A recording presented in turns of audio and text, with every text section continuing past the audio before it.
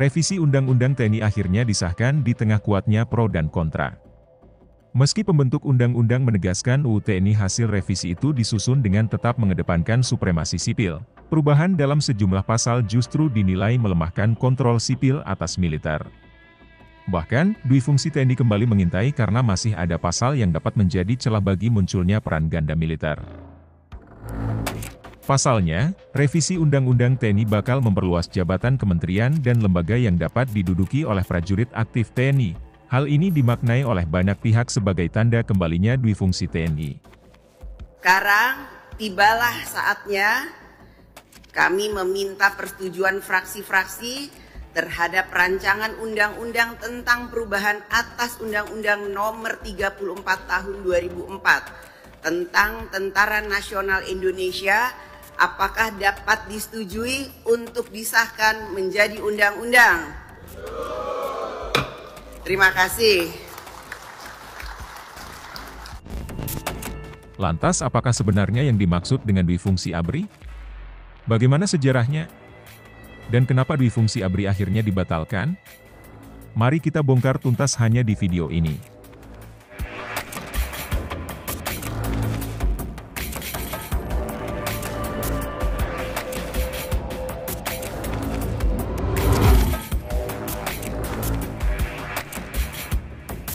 Indonesia adalah negeri yang lahir dari perjuangan senjata. Ketika proklamasi dikumandangkan, para pemuda dan tentara rakyat bahu-membahu mempertahankan kemerdekaan dari kembalinya Belanda. Namun, perjuangan itu meninggalkan jejak yang panjang, peran militer yang tak hanya di medan perang, tetapi juga dalam politik, ekonomi, dan sosial. Dalam video ini, kita akan menelusuri sejarah duifungsi ABRI, sebuah doktrin yang memberi militer peran ganda sebagai kekuatan pertahanan sekaligus kekuatan sosial politik. Dari awal kemunculannya di era Perang Kemerdekaan, kejayaannya di masa Orde Baru, hingga akhirnya runtuh di era Reformasi.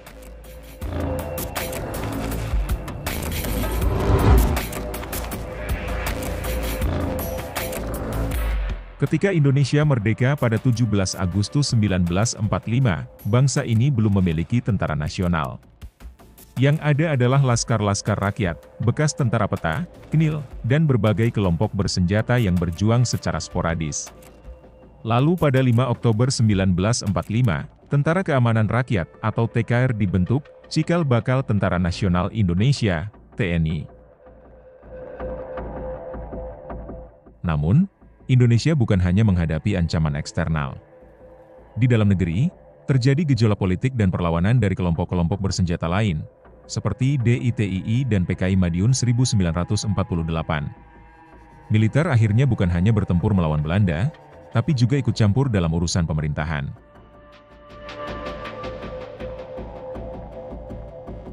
Puncaknya terjadi setelah Konferensi Meja Bundar atau KMB pada 1949.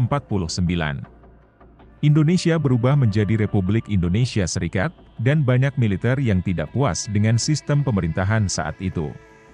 Tahun 1952, terjadi peristiwa 17 Oktober, di mana para perwira militer menekan Presiden Soekarno agar membubarkan parlemen yang dianggap korup. Ini adalah sinyal awal bahwa militer tidak hanya ingin bertempur di medan perang, tapi juga di panggung politik.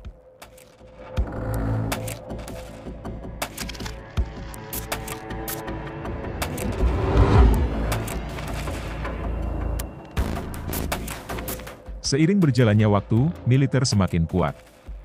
Krisis politik di era demokrasi terpimpin membuat Presiden Soekarno bergantung pada Angkatan Bersenjata Republik Indonesia. Dalam kondisi inilah, konsep duifungsi ABRI mulai lahir. Duifungsi berarti militer tidak hanya bertugas sebagai alat pertahanan negara, tetapi juga berperan dalam pemerintahan dan kehidupan sosial politik.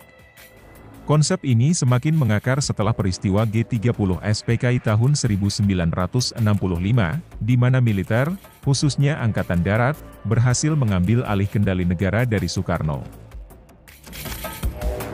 Saat Orde Baru di bawah kepemimpinan Soeharto, duifungsi ABRI menjadi doktrin resmi yang dijadikan dasar hukum. Militer mendapatkan kursi di parlemen, jabatan di kementerian, gubernur, hingga kepala desa. Militer tidak hanya mengendalikan keamanan, tetapi juga mengontrol ekonomi dan kehidupan sosial masyarakat.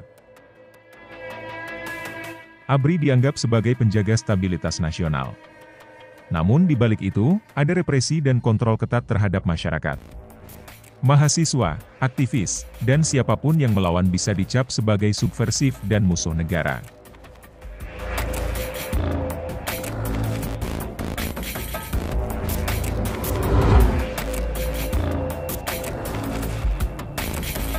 Di bawah Soeharto, duifungsi ABRI mencapai puncaknya. Militer bukan hanya mendominasi dunia politik, tetapi juga mengendalikan berbagai sektor strategis. Setiap kabinet selalu diisi oleh menteri dari militer. Jenderal-jenderal yang pernah bertugas di medan perang kini menjadi pemimpin sipil. Bahkan Soeharto sendiri adalah jenderal yang kemudian menjadi presiden selama 32 tahun. Berbagai perusahaan besar dikuasai oleh yayasan militer. Bisnis ABRI mencakup perbankan, pertambangan, hingga perkebunan. Kehidupan masyarakat dikontrol dengan cara militeristik. Jika ada ancaman terhadap stabilitas, operasi militer dilakukan, seperti Operasi Seroja di Timur Timur atau daerah operasi militer di Aceh dan Papua. Namun, meski terlihat kuat, benih-benih perlawanan mulai muncul. Rakyat mulai merasa bahwa kehadiran militer dalam kehidupan sipil justru mengekang kebebasan.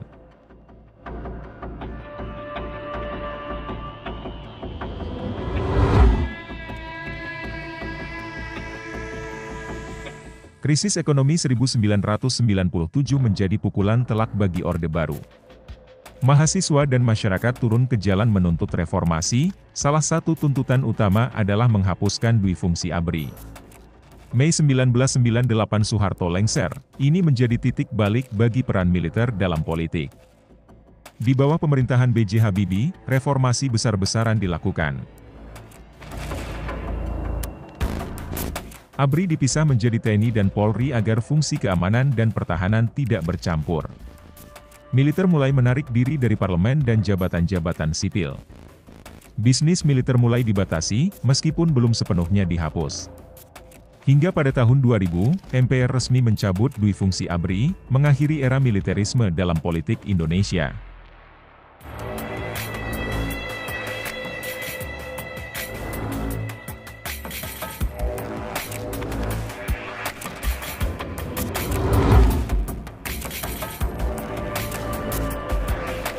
Meskipun secara resmi telah dihapus, jejak duifungsi ABRI masih terasa hingga sekarang.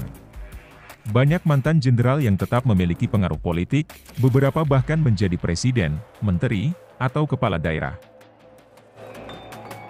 Sementara itu, bisnis militer masih ada, meskipun dalam bentuk yang lebih tersamar. Reformasi TNI terus menjadi isu yang diperbincangkan, terutama terkait dengan transparansi dan profesionalisme militer. Di sisi lain, sebagian orang masih menganggap militer harus tetap memiliki peran dalam kehidupan sipil, terutama dalam menghadapi ancaman separatisme dan ketidakstabilan politik. Sejarah telah menunjukkan bahwa campur tangan militer dalam politik seringkali membawa dampak besar bagi suatu negara. Di satu sisi, stabilitas memang bisa dijaga, tetapi di sisi lain, demokrasi bisa terancam. Kini, lebih dari 2 dekade setelah reformasi, muncul pertanyaan, apakah duifungsi ABRI benar-benar telah berakhir, ataukah hanya bertransformasi dalam bentuk yang lebih halus? Waktu yang akan menjawab.